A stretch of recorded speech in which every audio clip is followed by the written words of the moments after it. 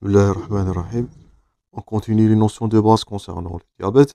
On va voir dans cette deuxième partie d'autres valeurs ou bien d'autres variables qui vont être modifiées. Donc, et bien sûr la différence entre diabète type 1 et type 2. Et la notion bien sûr des diabètes maudits. Toujours pour les gens qui sont nouveaux, tous ces supports sont dans la description. Un maximum de partage, chers collègues. Toujours abonnez-vous si vous n'êtes pas encore. Contactez-moi toujours à tout moment à Instagram pour vos questions et propositions. Et on continue notre cours. Donc, un autre paramètre qui va être modifié au cours de diabète, le voilà sa structure chimique, et c'est l'acétone, ou bien c'est l'acétonurie. Normalement, donc toujours à droite dans votre support, un sujet normal doit consommer du sucre, c'est l'insuline, toujours on répète la physiologie, c'est ce dernier qui va faire rentrer le sucre au niveau à l'intérieur de la cellule pour l'énergie, ou bien pour la synthèse de l'ATP. Donc, dans le premier cas, s'il s'agit de l'insuline, ça va rentrer du sucre. Il n'y a pas de l'acétone. Par contre, en cas de diabète type 2, pas d'insuline, pas de sucre à l'intérieur de la cellule. Donc, cette cellule-là, elle devrait avoir une autre source d'énergie. Donc, c'est les corps cétoniques qui vont être là dégradés. On appelle ce phénomène-là la cétogénèse. Et cette dernière, elle va se finir par de l'acétonurie.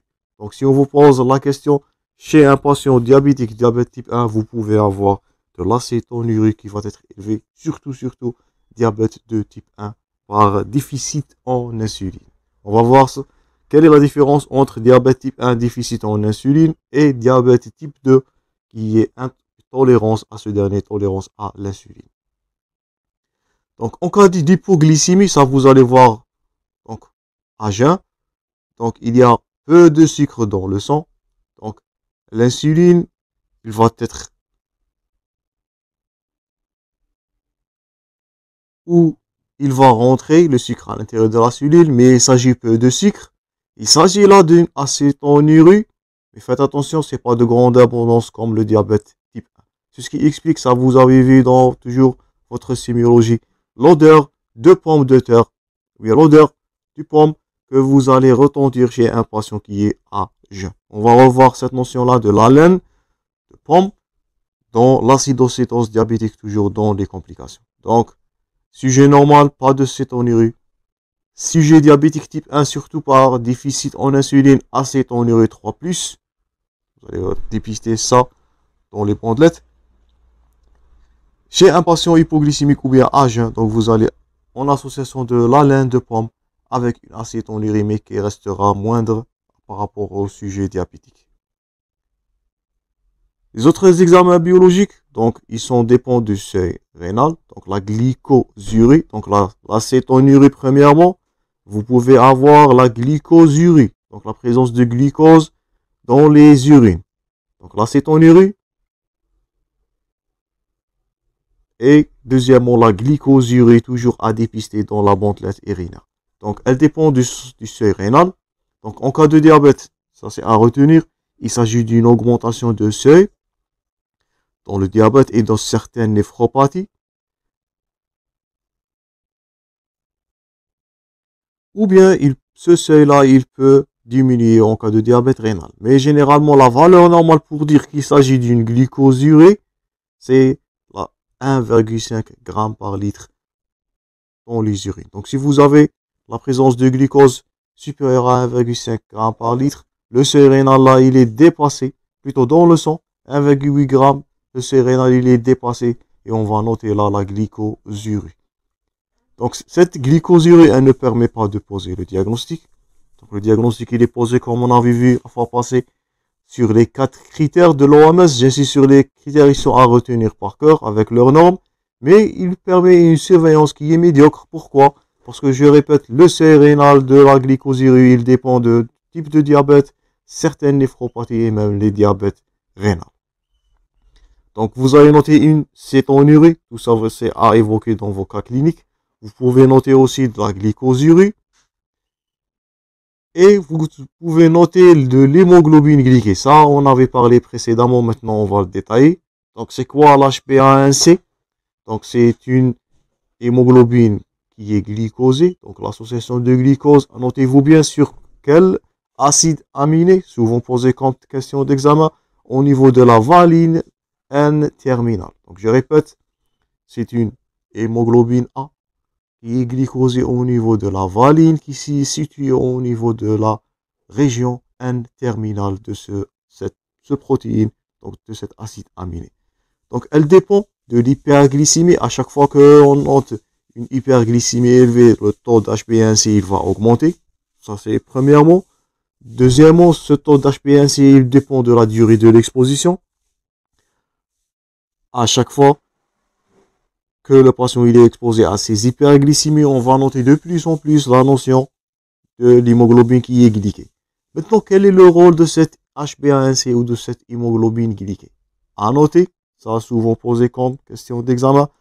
Donc, cette hémoglobine glyquée, elle nous renseigne quoi? Donc, comme la durée de vie d'une globule, c'est de 3 mois, elle nous renseigne sur l'équilibre des 3 mois qui précèdent ce prélèvement. Donc, les globules rouges qui vont, ou bien l'hémoglobine qui va être glyquée, ça va témoigner quoi? De l'équilibre dans les 3 mois précédents. Ça va nous permettre surtout de suivre le patient, l'évolution dans les 3 derniers mois.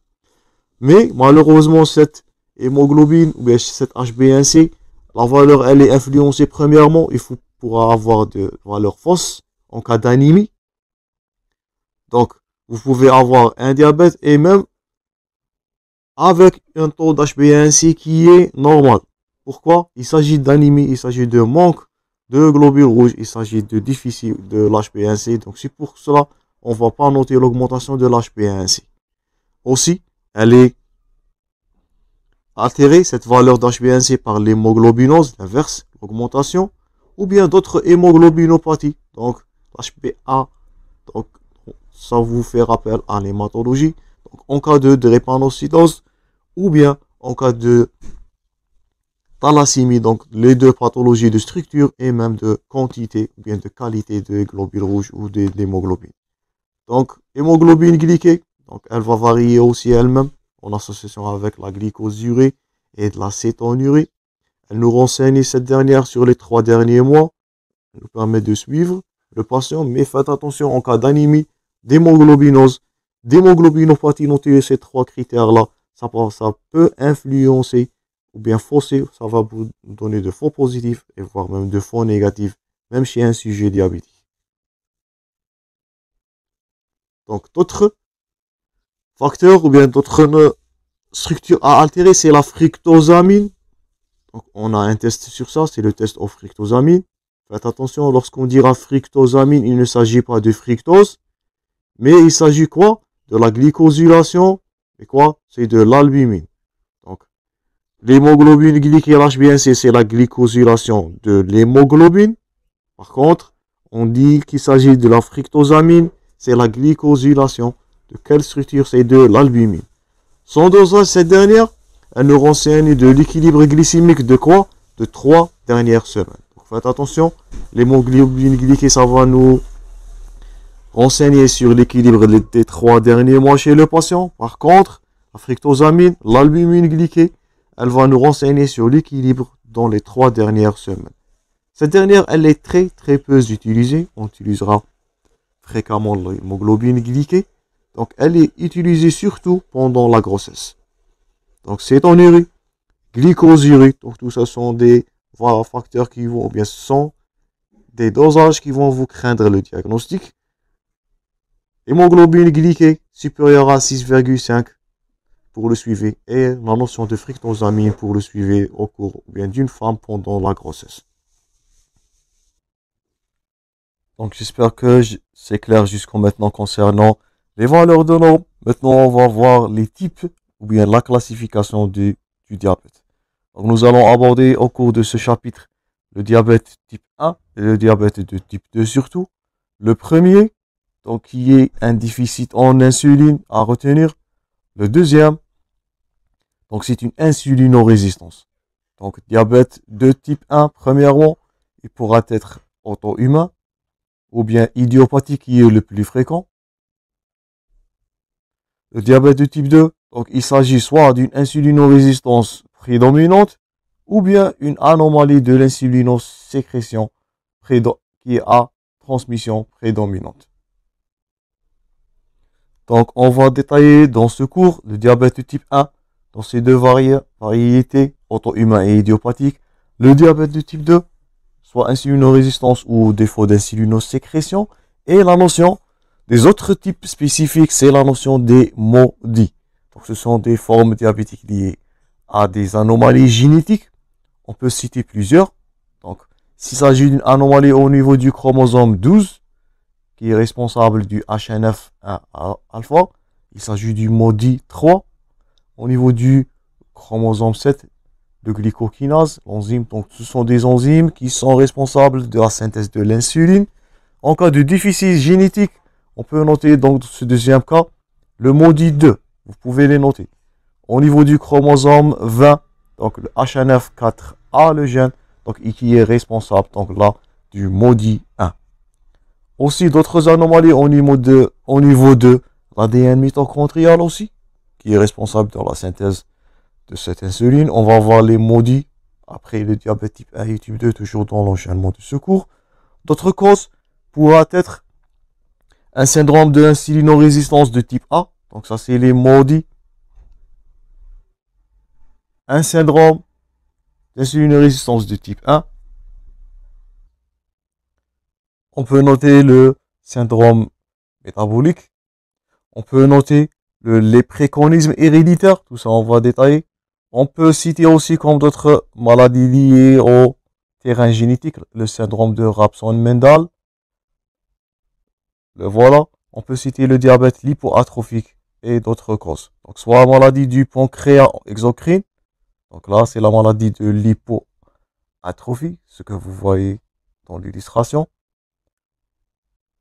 D'autres causes, donc maladie du pancréas exocrine, les endocrinopathies, ou bien le diabète qui est induit par des facteurs toxiques ou bien médicamenteux. Donc soit médicaments, maladie endocrine, pas d'autres pathologies, donc vous allez voir ça au cours de ce module. Maladie du pancréas exocrine et dernièrement toxique ou bien médicamenteuse. On peut incriminer aussi les infections, donc diabète qui est lié à des infections. Notez-vous bien les trois, ou bien les deux qui sont les plus fréquents. Donc c'est le rubiole congénital. Donc vous pouvez consulter la playlist d'infectiologie concernant le rubiole. Ce que vous voyez à gauche là, c'est du cataracte. Il peut associer donc ce rubiole congénital avec du diabète sucré.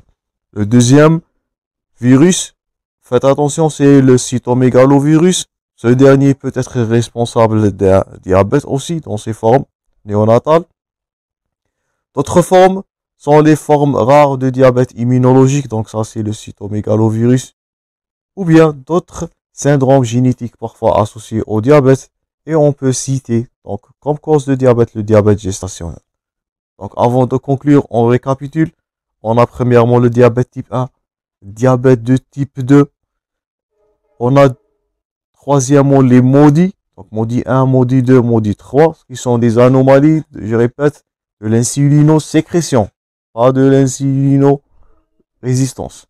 Par contre, d'autres gènes qui sont impliqués dans l'action de l'insuline, on peut noter le syndrome métabolique ou bien le syndrome d'insulinorésistance de type A. On peut noter, je répète, le lépréconisme. On note aussi le syndrome de Rabson-Mendel, le voilà à gauche dans l'illustration. Le diabète lipoatrophique, l'hypoatrophie, donc trouble lipidique, d'autres endocrinopathies. Diabète toxique, vous voyez là, les variétés sont multiples. Et on n'oublie pas le diabète induit par les virus, rubéole, cytomégalovirus et dernièrement le diabète gestationnel. Donc on arrêtera là dans cette deuxième partie. On va voir dans les prochaines parties diabète type 1, diabète de type 2, les autres formes, surtout les MODY et même le diabète gestationnel. Donc toujours, bon courage dans vos préparations, chers collègues. Un maximum de partage toujours. Abonnez-vous si vous êtes pas encore, je répète. On conclura ce cours prochainement, bien on va continuer ce cours prochainement. Merci pour votre attention toujours et à la prochaine.